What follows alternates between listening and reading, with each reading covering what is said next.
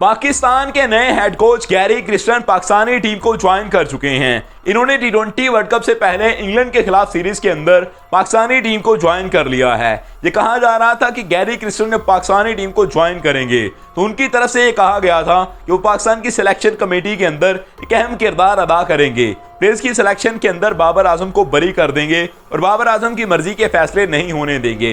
लेकिन वो चीजें अब भी वैसे ही नजर आ रही हैं इस तरह बाबर आजम के दौर के अंदर नजर आ रही थी। जब बाबर आजम सिलेक्शन कमेटी के अंदर एंटर थे, बाबर आजम सिलेक्शन कमेटी का हिस्सा थे, तो उस वक्त भी मामला उस तरह के ही थे और अभी गैरी क्रिस्टन के आने से भी मामला उसी तरह के चल रहे हैं। कुछ चीजें बेहतर हुई, कुछ पॉजिटिव चीजें हुई हैं, जैसे कि हसन अली को स्क्वाड से बाहर निकाला गया, उनको प्लेइंग 11 के अंदर लाने के बारे में बात हो रही थी। टी20 वर्ल्ड कप के अंदर उन्होंने खेलना था, उनको प्लेइंग 11 के अंदर लाने का पूरा प्लान किया गया था मैनेजमेंट की तरफ से। पहले तो ये कहा गया कि हारिस रऊफ की रिप्लेसमेंट के तौर पर उनको लाया जा रहा है, लेकिन उनको फिर भी प्लेइंग 11 का हिस्सा बनाने के बारे में कहा जा रहा था।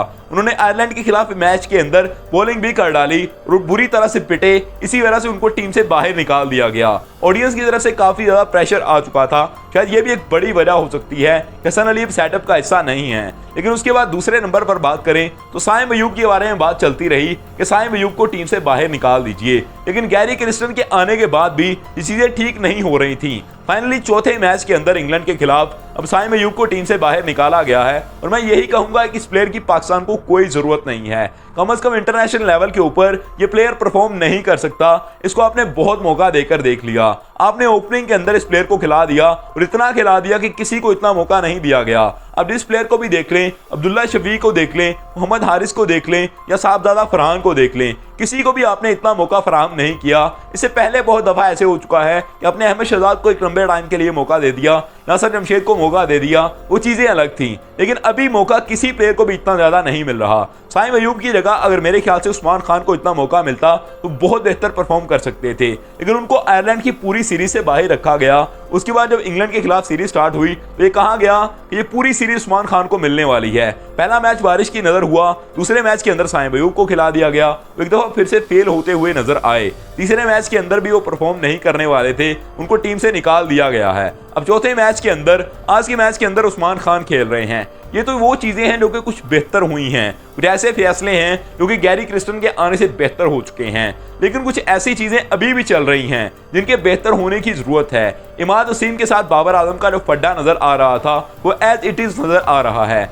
अभी तक बाबर आजम इमाद वसीम के साथ उस तरह से नहीं चल रहे, इस तरह से चलना चाहिए। या तो पाकिस्तान की पूरी मैनेजमेंट को यकीन नहीं है इमाद वसीम के साथ, या फिर ये इनके साथ जाना ही नहीं चाहते। कुछ ऐसे मामला चल रहे हैं। अब पीछे की बात क्या है ये कोई भी नहीं जानता, लेकिन इमाद वसीम नए बाल के साथ कमाल की बॉलिंग करते हैं। पिछली दफा इनको पावर प्ले के अंदर 1 ओवर दिया गया, इन्होंने विकेट भी हासिल की और रन भी सबसे कम दिए। इनके 4 ओवर बहुत कमाल के थे। बैटिंग के अंदर इनका एवरेज कमाल का था, इनका स्ट्राइक रेट कमाल का था। इमाद वसीम जैसा प्लेयर पिछले मैच के अंदर पाकिस्तान के पास नहीं था और मेरे ख्याल से ओवरऑल भी देखा रहा है तो ऐसा प्लेयर पाकिस्तानी टीम के अंदर मौजूद नहीं है। लेकिन इनकी रिप्लेसमेंट के तौर पर शादाब खान को उठाकर लाना, जो कि एक रिजेक्टेड प्लेयर है। आपके 2017 के सीजन को देखकर आप अगर शादाब खान को बार बार खिलाते रहेंगे तो पाकिस्तानी टीम कभी भी परफॉर्म नहीं कर पाएगी। आप ये भी नहीं कह सकते कि इनकी रिप्लेसमेंट के तौर पर उनको इसलिए खिलाया गया है कि हम सिर्फ इनको रेस्ट देना चाहते हैं इमाद वसीम को। ऐसा कुछ भी नहीं है, क्योंकि आप इमाद वसीम को प्रॉपर तौर पर यूज कर ही नहीं रहे। मैंने पहले भी ये चीज कही थी कि इमाद वसीम नए बॉल के साथ कमाल की बॉलिंग करता है। अब उसके 2-3 ओवर पावर प्ले के अंदर निकाल दो, अब उसको स्टार्ट के ओवर के अंदर ही ओवर दे दो। आप एंड पर जाकर इफ्तिखार से बॉलिंग करवा सकते हो, किसी से भी बॉलिंग करवा सकते हो। आपका कोई भी बंदा वहां पर स्पिन बॉलिंग कर जाएगा, आपको जरूरत भी नहीं पड़ती। कई दफा तो ऐसा हो जाता है कि आपके फास्ट बॉलर शुरू के अंदर पिट जाते हैं, लास्ट के अंदर वो अच्छा करना चाह रहे होते हैं, लेकिन उनको ओवर शुरू के अंदर दे दिए जाते हैं। इस तरह हमने देखा कि हारिस रऊफ पुराने बाल के साथ कमाल की बॉलिंग करते हैं, उनको हमने अगर पावर प्ले के अंदर बॉलिंग दे दी तो कभी अच्छा परफॉर्म नहीं कर पाएंगे। इमाद वसीम के ओवर शुरू के अंदर अगर निकलवा दें, चीज पाकिस्तानी टीम के लिए बेस्ट रहेगी। हमने देखा था पिछले मैच के अंदर भी शादाब खान जब खेले थे तो उनको सबसे ज्यादा रन लगे थे। इससे पहले भी अगर देखा रहा है तो पाकिस्तानी स्पिन बॉलिंग के अंदर कोई भी बॉलर इतना पिटा नहीं है जितने शादाब खान पिटे हैं। मुझे इस रिप्लेसमेंट पॉलिसी की समझ नहीं आती, इस रोटेशनल पॉलिसी की समझ नहीं आती कि बाबर आजम कभी भी इस पॉलिसी के अंदर नहीं आते। बाबर आजम खुद को कभी भी टीम से आउट नहीं करते, किसी और को कैप्टन बनाया जा सकता है। यहाँ पर पाकिस्तान के अंदर जब PSL होता है तो उसके अंदर हमने ये चीज देखी है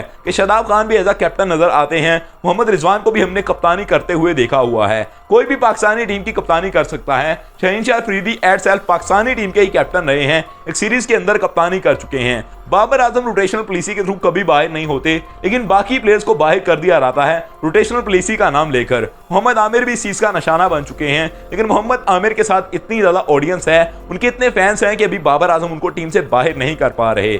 बहुत सारे लोगों का ये कहना है सिर्फ T20 वर्ल्ड कप खेलने के लिए इमाद वसीम को टीम के अंदर लाया गया है और इसके साथ मोहम्मद आमिर को टीम के अंदर लाया गया है। आपकी इस बारे में क्या राय है कि क्या इमाद वसीम की रंजिश चल रही है बाबर आजम के साथ, या चीजें सिर्फ ऐसे ही हो रही हैं और इनको खिलाया रहेगा T20 वर्ल्ड कप के अंदर और प्रॉपर तौर पर यूज किया रहेगा? आप अपनी राय जरूर दीजिएगा और कमेंट करके अपने बारे में जरूर बताइएगा कि आप इस बारे में क्या कहते हैं। Subscribe the channel for more videos. Thank you, all of you to be with us.